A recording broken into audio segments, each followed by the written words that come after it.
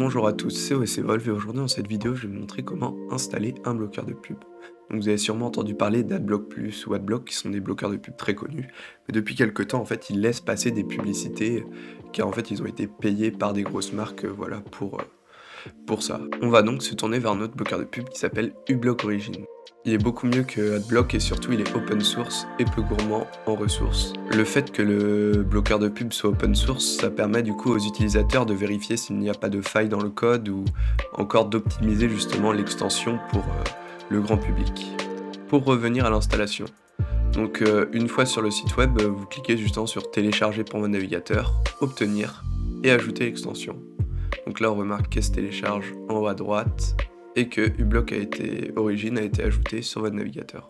Donc si on va dans extension, on remarque qu'elle est là, mais pensez surtout à aller, quand vous cliquez sur extension, à l'afficher justement dans votre barre des tâches pour pouvoir y accéder facilement. Et en plus de ça, aussi n'oubliez pas de l'autoriser dans InPrivate, ça veut dire en navigation privée, car c'est plutôt cool que le bloqueur de pub justement marche quand vous êtes aussi en navigation privée.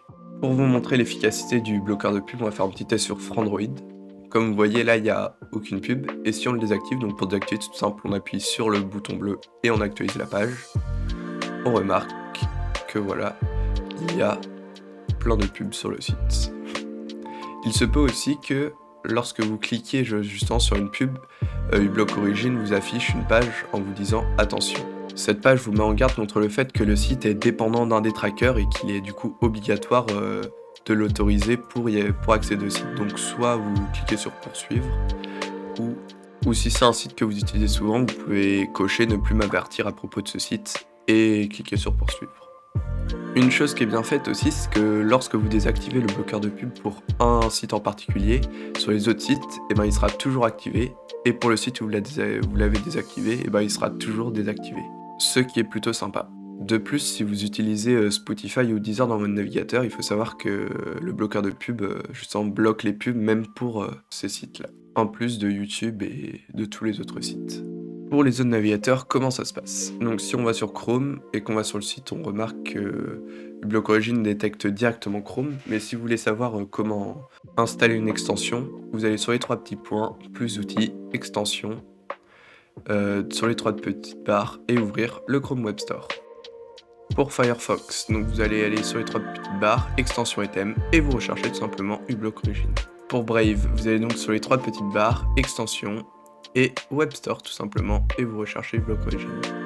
Pour Opera GX ou Opera, vous allez sur le menu, vous allez aller dans extensions, obtenir des extensions, et là vous pouvez rechercher uBlock Origin. Et pour Vivaldi, vous allez appuyer sur le logo, outils, extensions et Chrome Web Store, et vous recherchez uBlock Origin comme les autres. Dans tous les cas, le lien du site web d'uBlock Origin sera en description. N'oubliez pas de l'afficher dans votre barre des tâches et de l'activer en navigation privée.